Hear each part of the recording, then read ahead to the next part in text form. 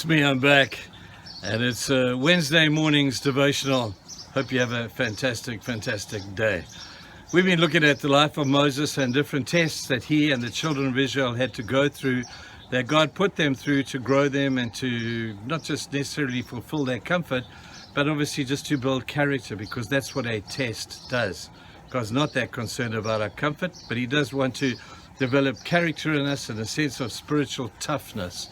Well, we come to Exodus chapter 16 now, and here's an incredible test. Call it the test of contentment, because very often we look around and we get discontented with the stuff that we have.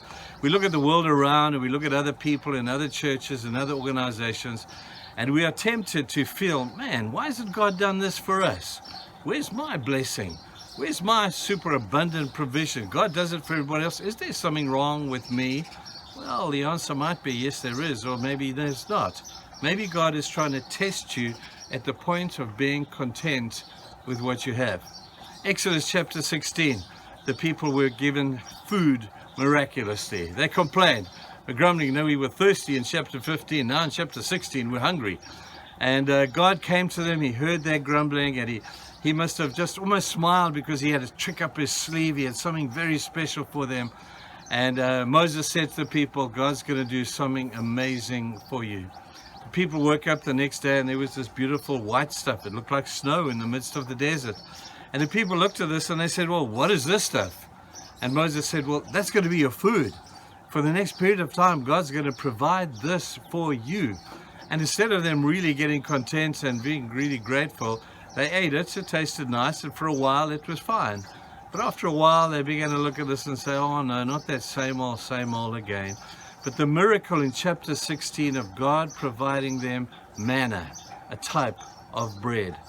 Now God provided them that for the next, we know historically, for the next 40 years as they entered into the promised land. Only then did it stop.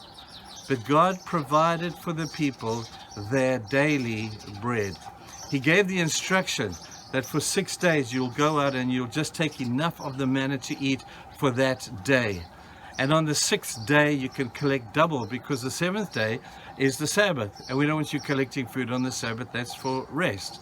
And so the people did this, but some could not trust God that much. And we read how they went out and they said, man, what happens if God doesn't deliver tomorrow? What happens if we're hungry again? And man, I really can't trust God that much. So on a Monday, they would take double just in case God didn't arrive for Tuesday. And the stuff they collected for Tuesday overnight became rotten, full of maggots, and became totally inedible. And the people learned a lesson about what Jesus said in what they call the Lord's Prayer: give us this day our daily bread. I think that's an incredible statement of faith, you know. Give us this day, Lord, because I'm going to trust you for tomorrow. You delivered yesterday, and it was awesome. You provided for me, and I'm so grateful for that. But as you've done yesterday, I know you're going to do tomorrow.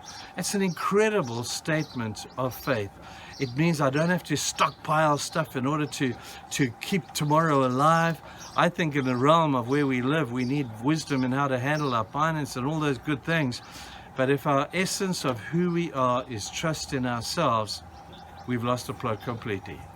To be content in the knowledge that God, who has promised that he will give to us our daily bread, doesn't provide for tomorrow, he provides for today. On the subject of bread, Jesus in John 6 verse 35 declares himself to be the bread of life. And I think here's another essence of what this bread is all about.